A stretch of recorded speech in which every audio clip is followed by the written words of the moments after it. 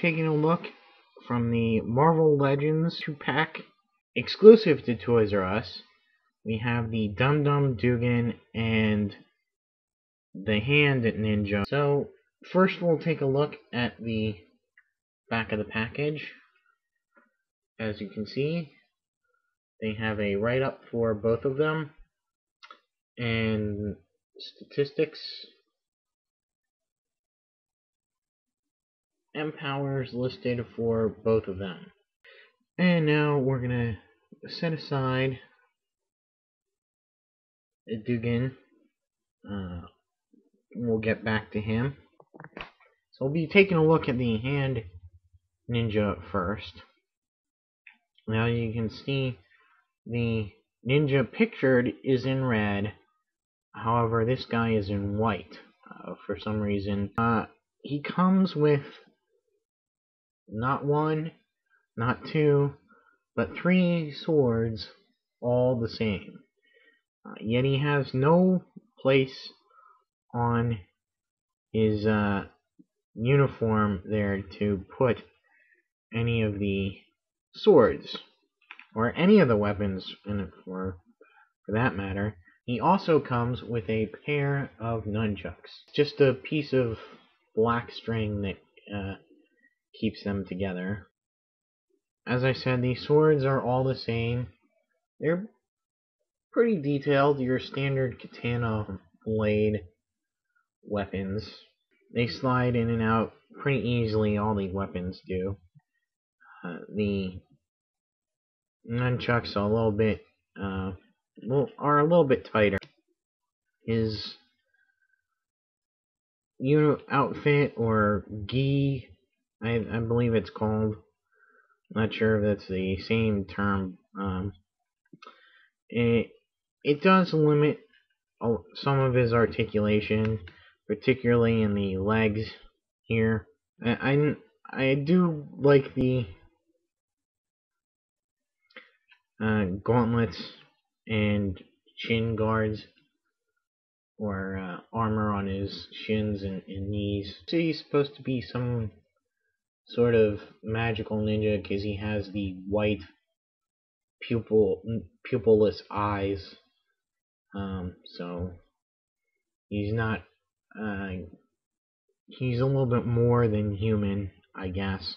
I believe, except for the head, this is a total reuse of the Ronin figure. If that's the case, I'm glad I didn't get the Ronin figure, because this is not all that impressive a figure. For articulation, he has pretty much the standard articulation in the head. It's actually quite nice. I do like the way they do the head. You do get some up and down motion and back and forth, but the way they made the hood there so it would allow for articulation is pretty good. Does still have the ab crunch articulation, but the suit here does prevent that a little bit. Can get a little bit back and a little bit forward. Arms, very kind of ratchety arms for some reason at the shoulder. Maybe it's just my figure, but he does go in and out and rotate at the bicep. Double elbow joint here, and his wrists twist and bend. He does have waist articulation. You need to grasp his legs and turn him like so. He has the Hasbro ball jointed legs at the hip, but the tunic is in the way, so he can't really take full advantage of that.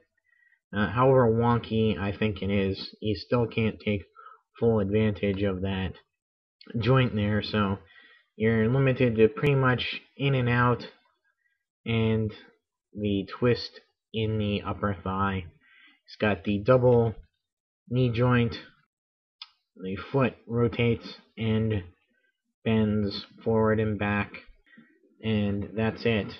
Really would not get this set for this figure. I think it would make more sense to have a Hydra figure. Give us another Hydra soldier or an AIM soldier. Moving on to the real reason why I wanted this set is Dum-Dum Dugan. Full name, Timothy Aloysius Cadwallander Dugan. Nicknamed Dum-Dum.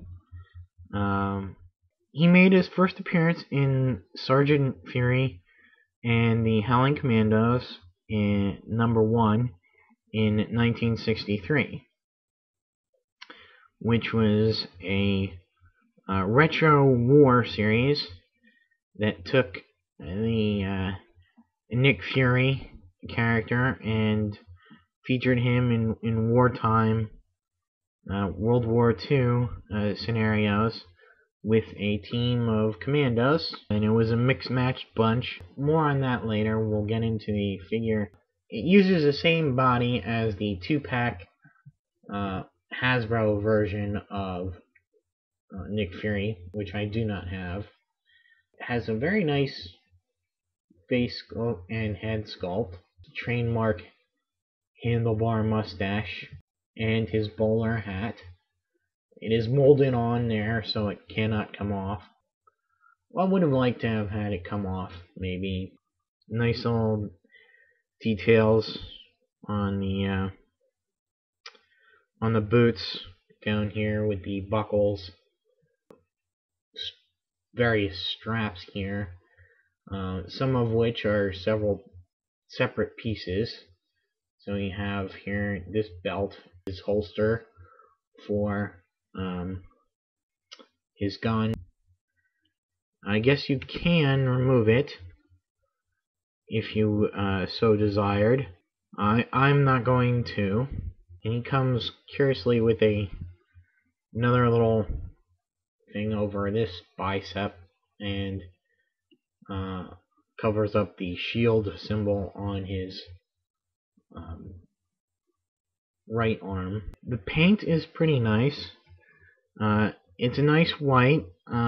Still a little bit grayer than I would like. I really like vibrant whites in my figures. I know that's not always able to be carried off by the plastic or the paint. Accessories, he comes with 2 weapons.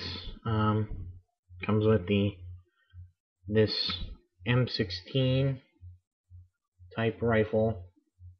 Could be an AR-15 with a grenade launcher on it.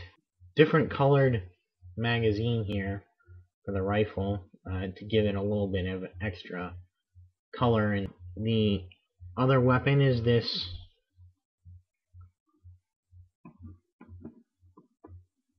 blaster.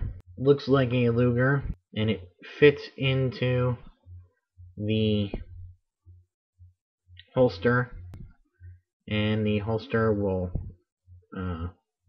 close on it very nicely. One thing I did notice is that on the package here, you'll notice the gun is in the correct position. However, it came in the box here the opposite way. Just odd. And he has one more accessory. He's got a little knife that he can keep in this sheath down there. He also comes with an alternate head. If you get tired of looking at his mustachioed face, you can put on a regular generic S.H.I.E.L.D. agent head with its own helmet.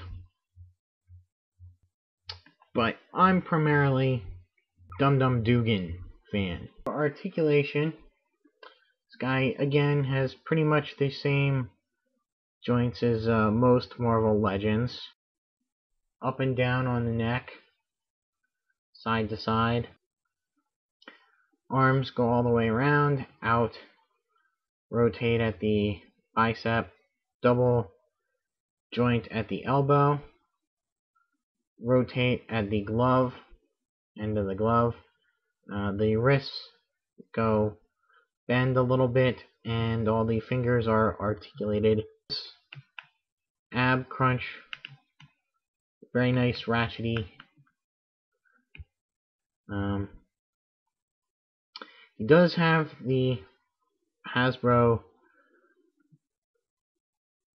hip joints, but they are a little bit easier to deal with this time around. Rotates at the thigh, has double knee joint, rotates at the boot there. His ankles bend forward and back. There's no ankle pivot, and he's got a toe joint. Now, the one thing about the figure that I'd like to change, and maybe I'll try fixing it. This foot here is very loose, as you can see, and that will oftentimes lead him to fall over. The way the ankles are, they're kind of bent a little out, and I don't know if that's... I don't think they can be really bent inwards again. That's just the molding of the bottom of the foot here. Alright, the bottom of the ankle. I don't think that's going to be fixed. So, Dum-Dum was born in Boston, obviously of Irish descent. He became a circus strongman and was in Europe at the outbreak of the war, and actually aided Sergeant Fury and Sam Happy Sawyer in completing a mission. So that's how they met him, and he, as a result of that, joined the British Army. And later, when they were forming the what would become the Howling Commandos, and that's how they got in contact with him. He remained a part of the Howling Commandos and survived the war alongside